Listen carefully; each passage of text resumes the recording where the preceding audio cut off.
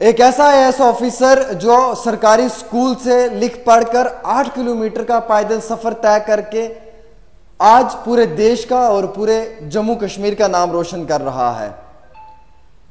आपको सबसे पहले यह बताना चाहूंगा कि यह आईएएस ऑफिसर इस वक्त डिप्टी कमिश्नर श्रीनगर की हैसियत से काम कर रहा है, जनाब एजाज असद साहब। एजाज असद साहब के कश्मीर चैप्टर पे बात करेंगे और ये जानने की कोशिश करेंगे कि एजाज असद साहब ने वादी कश्मीर को लेकर 2 साल में क्या काम किया है और सरकार की कितनी पॉलिसीज को ग्राउंड पे इंप्लीमेंट किया है, साथ ही साथ बेरोजगार नौजवानों के लिए किस तरीके की स्कीमों से उन्हें फायदा पहुंचाने की कोशिश की है। चलिए शुरुआत करते हैं। सबसे पहले बताना चाहूंगा कि डिप्टी कमिश्नर एजाज असद साहब जो हैं वो इस वक्त श्रीनगर की मोस्ट सेंसिटिव डिस्ट्रिक्ट में तैनात हैं और जहां पर बतौर डिप्टी कमिश्नर की हैसियत से काम कर रहे हैं। हालिया ही प्रधानमंत्री नरेंद्र मोदी जी ने 99th एपिसोड पीएम मन की बात में श्रीनगर डिस्ट्रिक्ट की जमकर तारीफ की और वादी कश्मीर के डीसी श्रीनगर की इससे पहले भी 3 बार तारीफ हो चुकी है, उनके काम की भी और काम के साथ साथ जिस तरीके से वो श्रीनगर डिस्ट्रिक्ट को हैंडल कर रहे हैं और कई सारी स्कीम्स को इंप्लीमेंट कर रहे हैं, उन तमाम चीज़ों को लेकर जो है वो सरकार की जानिब से कई बार उनके इस काम की तारीफ की गई है। देश के वजीर आजम ने इससे पहले भी 2 से 3 बार उनकी तारीफ की है, उनके ट्वीट्स को रिट्वीट करके जो है वो मुबारकबाद पेश की है। हालांकि पीएम प्रधानमंत्री नरेंद्र मोदी जी ने मन की बात में, आपको मालूम है कि फार्मर्स प्रोड्यूसर ऑर्गेनाइजेशन जो हालिया ही बनाई गई है, नदरू जिसे हम लोकल जुबान में कहते हैं और अगर इंग्लिश जुबान में कहेंगे तो लोटस स्टैंप कहा जाता है, जो सिर्फ कि जम्मू कश्मीर तक ही महदूद था और डल लेक तक ही महदूद था, लेकिन आज वो यकीन माने आपकी यूएई तक भी पहुंच चुका है, इंटरनेशनल यानी कि बैनुल अक़वामी सतह तक भी पहुंचा है। 250 लोगों की एक कंपनी को रजिस्टर्ड किया गया है और उस कंपनी को जो है वो सरकार की जानिब से माली मदद भी दी जा रही है। हालांकि इसमें जो डिप्टी कमिश्नर श्रीनगर हैं जनाब एजाज असद साहब, उनका बहुत बड़ा रोल है और बहुत बेहतरीन रोल है, क्योंकि उन्होंने बहुत कम समय में, हमारे पास इतला है कि दिसंबर 2022 में डिस्ट्रिक्ट कम्युनिटी बनी थी जिसके वो डिप्टी कमिश्नर उसके चेयरमैन थे और बहुत कम समय में उन्होंने लोटस स्टैंप को एक्सपोर्ट किया है, यूएई तक पहुंचा दिया, बैनुल अक़वामी सतह तक। और आज पूरा देश फख्र महसूस कर रहा है कि कश्मीर का एक लोकल नदरू जो है वो आज इंटरनेशनल लेवल पे पहुंच चुका है और हर इंसान इस चीज़ को लेकर डिप्टी कमिश्नर श्रीनगर की मुबारकबाद दे रहा है और उन्हें जो है वो इस चीज़ के लिए अप्रिशिएट भी कर रहा है। इसके साथ साथ कई सारे न्यूज़ चैनल्स की जब हमने हेडिंग्स को पढ़ा, कई सारे न्यूज़ चैनल्स की हेडिंग्स के साथ साथ हमने अखबारों की कटिंग्स पे नज़र डाली तो हमें ये भी मालूम चला है कि उन लोगों को हैंड होल्डिंग करार दिया जाएगा, उन्हें फंडिंग दी जाएगी जो भी ये नदरू को लेकर इस वक्त किसान इंटरनेशनल लेवल तक यानी कि बैनुल अक़वामी सतह तक पहुंचे हैं, इन तमाम लोगों की जो है वो माली मदद भी की जाएगी और इसमें भी जो है वो डिप्टी कमिश्नर का एक बहुत बेहतरीन रोल है।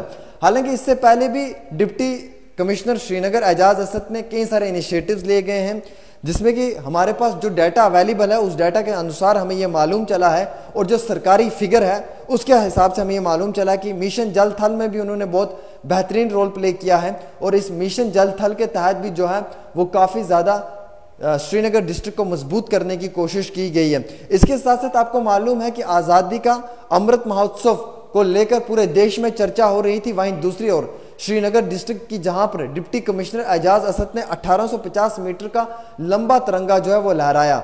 जब ये तिरंगा लहराया गया बख्शी स्टेडियम के अंदर तो ऐसा महसूस हो रहा था कि वो कश्मीर और वो श्रीनगर जहां पे आज़ादी के नारे गूंजते थे, जहां पे पाकिस्तान जिंदाबाद के नारे गूंजते थे और वहां पे लगातार कश्मीर के अंदर हालात कशीदा रहते थे, तनाव में रहते थे, लेकिन आज वही कश्मीर का श्रीनगर मोस्ट सेंसिटिव डिस्ट्रिक्ट जहां पे 1850 मीटर का लंबा तिरंगा झंडा लहराया गया और पूरे देश को फख्र महसूस हुआ। वजीर आजम ने उस वक्त भी इनकी बहुत जमकर तारीफ की।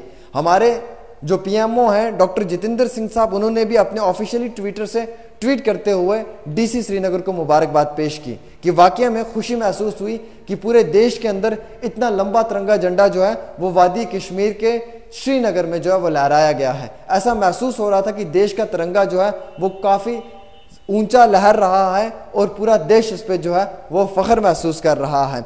आपको याद होगा कि दाचिगाम थीम भी बनी थी। दाचिगाम थीम को लेकर भी जो है वो काफी ज्यादा ट्विटर पे ट्वीट्स भी हुए थे, रिट्वीट्स भी हुए थे और ट्रेंडिंग में भी रहा था दाचिगाम थीम। और हालांकि दाचिगाम थीम को लेकर काफी ज्यादा लोगों ने जो है वो जमकर तारीफ भी की थी। उसमें भी डीसी श्रीनगर के बहुत बड़े रोल का एक वक्ती तौर जो है वो मदद दी गई है और उसी वजह से ये मुकम्मल हो पाया था दाचिगाम थीम। हालांकि डल लेक के अंदर तिरंगा रैली भी की गई थी और इस पे जो है वो काफ़ी ज़्यादा पॉलिटिशियनों ने मुबारकबाद तो पेश की थी वज़ीर आज़म नरेंद्र मोदी जी को, लेकिन मोदी जी और उनकी जानिब से उनके ऑफिस में बैठे हुए लोगों ने जो है वो डिप्टी कमिश्नर श्रीनगर को मुबारकबाद पेश की कि उन्होंने एक कामयाब रैली की है। और ये रैली वादी कश्मीर के शहर खास में हुई थी, डल लेक के पास, आपको मालूम है।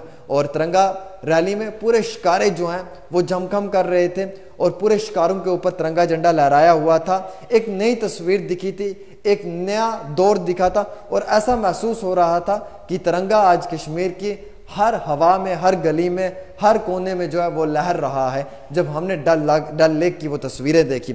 हालांकि एजुकेशन सेक्टर पे अगर आप नज़र डालेंगे तो एजुकेशन सेक्टर में भी बड़ा अच्छा काम किया है।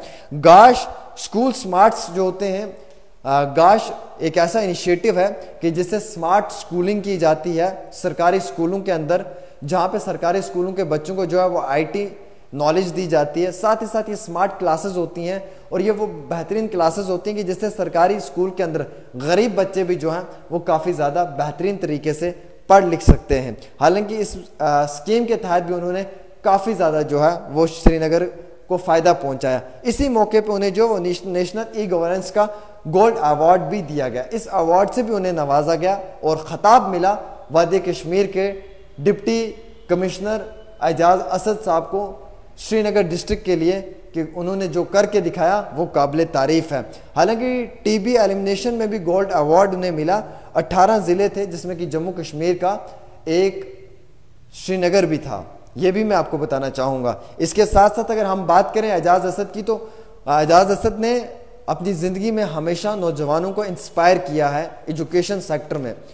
याद है मुझे वो दिन भी कि एजाज असद जब IAS बनकर अपनी पहली पोस्टिंग पे तैनात हुआ तो उस वक्त में भी एजाज असद के पास कई सारे नौजवान गए और उन नौजवानों के पास किताबें लेने के लिए भी पैसे नहीं थे। एजाज असद ने उन लोगों की मदद की, बतौर एक IAS नहीं बल्कि बतौर एक सिटीज़न ऑफ इंडिया उनका ये फ़र्ज़ बनता था जो उन्होंने अदा किया। हालांकि आज से पहले 5 डिस्ट्रिक्ट्स में डिप्टी कमिश्नर की हैसियत से काम कर चुके हैं। ये उनका छठा डिस्ट्रिक्ट है और मोस्ट सेंसिटिव डिस्ट्रिक्ट है।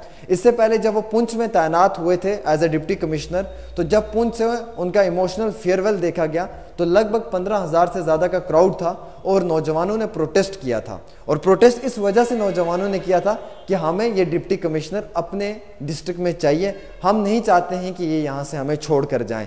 इस चीज़ को भी लेकर जो है वो काफ़ी ज़्यादा विरोध आंदोलन भी हुआ था और उस वक्त में डिप्टी कमिश्नर के जाने पर काफ़ी लोगों को दुख हुआ था और लोगों की आंखों में आंसू भी थे, जो मेरे पास स्टेटमेंट है एज पर माई रिकॉर्ड्स। अब बात करते हैं कश्मीर के पब्लिक ग्रीवेंस आउटरीच प्रोग्राम के।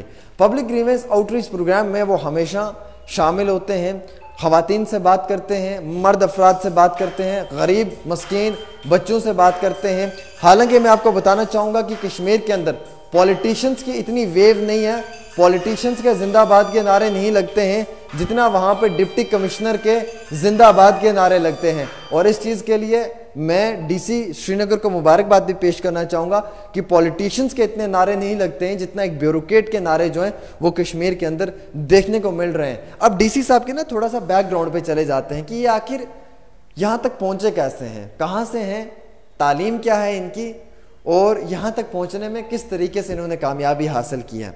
तो फिलहाल बताना चाहूँगा कि एक सरकारी स्कूल के अंदर ये पढ़े हैं 10वीं जमात तक। 8 किलोमीटर का सफ़र जो है वो ये हर रोज़ पैदल तय करते थे, 4 किलोमीटर एक साइड से, 4 किलोमीटर दूसरी साइड से। उसके साथ साथ ये बॉर्डर से 2 kilometre line of actual control से दूर एक इलाके में रहते हैं जिसका नाम मेंढर है, वहाँ के रहने वाले हैं ये। 10वीं जमात तक इन्होंने जो है वो सरकारी स्कूल से तालीम हासिल की। उसके बाद 11वीं 12वीं जमात भी इन्होंने जो है वो बड़े अच्छे एग्ज़ाम्स में अच्छी कारकर्दगी का मुजाहरा किया और अच्छे नंबरात से पास की। सन 1947 के बाद IIT में खिता पीर पंजाल से पहला नौजवान है जिसने मैकेनिकल इंजीनियरिंग में बीटेक किया और आईआईटी से। आपको मालूम है कि देश का इंजीनियरिंग इंस्टीट्यूट सबसे बड़ा आईआईटी है और कई सारे नौजवानों का सपना होता है आईआईटी दिल्ली, जहां से ये पढ़कर आए हैं, आईआईटी रोहतक, आईआईटी कानपुर और भी कई सारे आईआईटी हैं जहां से नौजवानों का एक ख्वाब होता है कि वो आईआईटी में तालीम हासिल करके आए। एजाज असद ने जो है वो आईआईटी से तालीम हासिल की। सन 1947 के बाद ये पहला नौजवान है खिताए पीर पंजाल का जिसने आईआईटी डिपार्टमेंट में अपनी वहाँ पे जो है वो एडमिशन करवाई। हालांकि ये बड़ा एग्ज़ाम था, इसे क्रैक करना बहुत टफ था, लेकिन मोस्ट यानी कि आप ये मानेंगे कि इस प्रीशियस एग्ज़ाम में इन्होंने जो है वो बड़ी बेहतरीन कारकर्दगी का मुजाहरा किया। जब इनकी सिलेक्शन हुई तो खिताए पीर पंजाल में ना एक बड़ी खुशी की लहर दौड़ उठी कि पहला नौजवान है खिताए पीर पंजाल से जिस नौजवान ने जो है वो अल्हम्दुलिल्लाह यकीन माने आपकी आईआईटी में दाखिला लिया है और इस इम्तिहान को क्रैक किया है। इंस्पिरेशन बन चुके थे ये उस वक्त में अपने नौजवानों के लिए। लगातार नौजवान सोशल मीडिया पे इनकी पिक्चर्स अपलोड करते थे और लगातार नौजवान इन्हें अप्रिशिएट करते थे। हालांकि कई सारे नौजवान जो हैं वो इनको मिलने के लिए भी बेसब्र थे उस वक्त में और कई सारे नौजवानों ने मैसेजेस भी इन्हें की थी जो सोशल मीडिया पे भी वायरल हैं कि हम एजाज असद से एक बारी मिलना चाहते हैं कि इतने बड़े इम्तिहान में किस तरीके से इन्होंने जो है वो कामयाबी हासिल की है। उस वक्त में भी एजाज असद का एक बहुत पॉजिटिव रोल दिखाई दिया उन नौजवानों को इंस्पायर करने के लिए। साथ ही साथ बताना चाहूँगा कि उसके बाद इन्होंने जो है यहीं तक अपनी जीत का लोहा मनवाया पूरे देश में।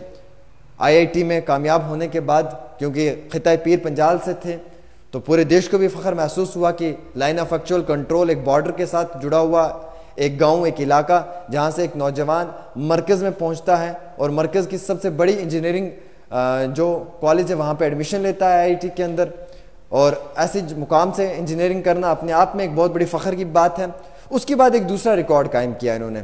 सन 1947 के बाद पुंछ इलाके का ये पहला नौजवान है जिसने यूपीएससी के इम्तिहान में जो है वो कामयाबी हासिल की। हालांकि यूपीएससी का इम्तिहान सबसे कीमती इम्तिहान माना जाता है। कीमती इसलिए कि इस इम्तिहान में काफ़ी ज़्यादा नौजवान जो हैं वो कोशिशें करते हैं, लेकिन वो कहते हैं ना कि बड़ी मेहनत के साथ 1 से 2 नौजवान जो हैं वो कामयाब हो जाते हैं। लेकिन उस वक्त में आज से काफ़ी साल पहले की बात है कि पुंछ से ये पहले नौजवान थे। सन 1947 के बाद का जो रिकॉर्ड कायम किया इन्होंने, जिस नौजवान ने आईएएस में भी जो है वो कामयाबी हासिल की।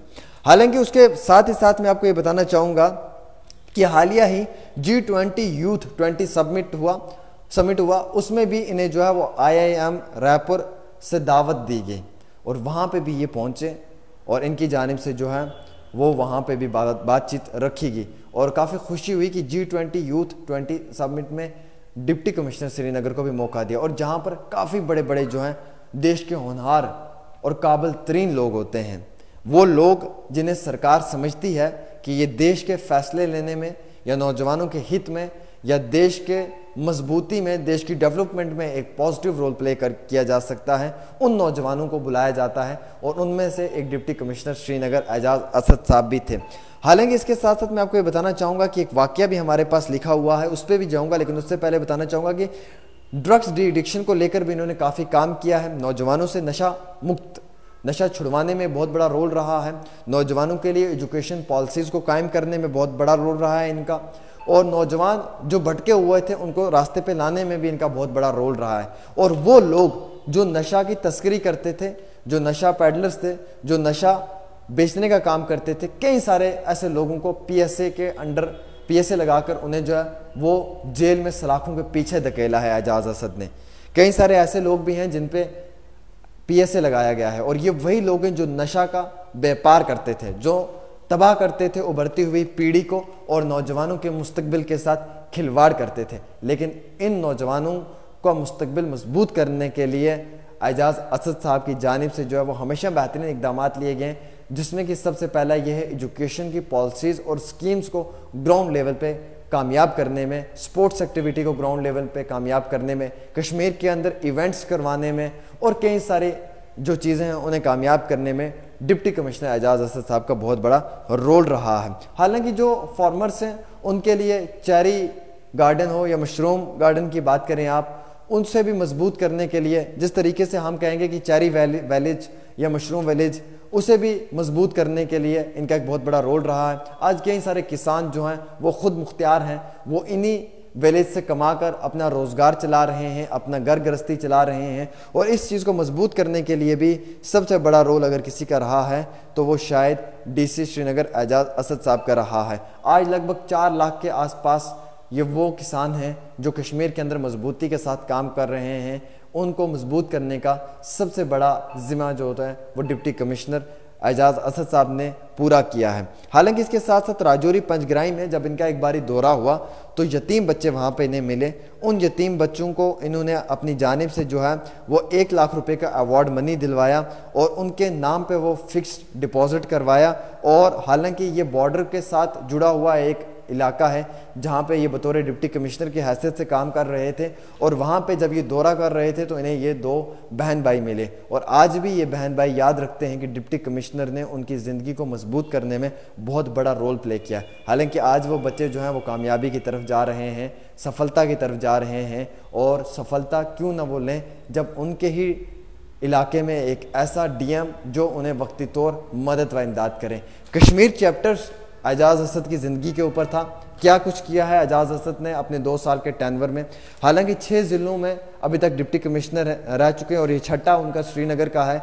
2 साल से ज़्यादा का वक्त मुकम्मल हो चुका है। बहुत कम ऐसे IAS ऑफिसर्स होते हैं जो इतना ज़्यादा वक्त दे पाते हैं एक अपनी डिस्ट्रिक्ट को, और ऐसे डिस्ट्रिक्ट की जहाँ पे काम करना बहुत टफ है। श्रीनगर की डिस्ट्रिक्ट में जब आप किसी को भी डिप्टी कमिश्नर तैनात करेंगे ना तो आप 100 बार पहले सोच लेंगे। गवर्नमेंट 100 बार पहले सोचती है इस चीज़ को लेकर कि क्या ये इस काबिल है या नहीं है, क्योंकि ऐसा डिस्ट्रिक्ट की जहाँ पर रहना मुश्किल नहीं नामुमकिन है। लेकिन उस डिस्ट्रिक्ट में 2 साल का वक्त देना और उस डिस्ट्रिक्ट को मजबूत करना, स्मार्ट सिटी जैसे प्रोजेक्ट में जो है वो अपनी कारकर्दगी का मुजाहरा करना, डल लेक की सफाई को लेकर अभियान में जो है वो वक्ती तौर मदद व इमदाद करनी, साथ ही साथ नौजवानों के स्पोर्ट्स एक्टिविटीज़ को लेकर मजबूत करना, ड्रग पैडलर्स के ख़िलाफ़ कार्रवाई करनी, ड्रग डी एडिक्शन को लेकर जो है वो कई सारी कार्रवाइयाँ करनी, नौजवानों को जो है वो मुकाम मंजिल तक पहुँचाना, उनके सफ़र को आसान करना, इन सब चीज़ों में जो है वो उनका एक बहुत बड़ा रोल रहा है। आज पूरा देश फ़ख्र महसूस करता है कि एक बॉर्डर का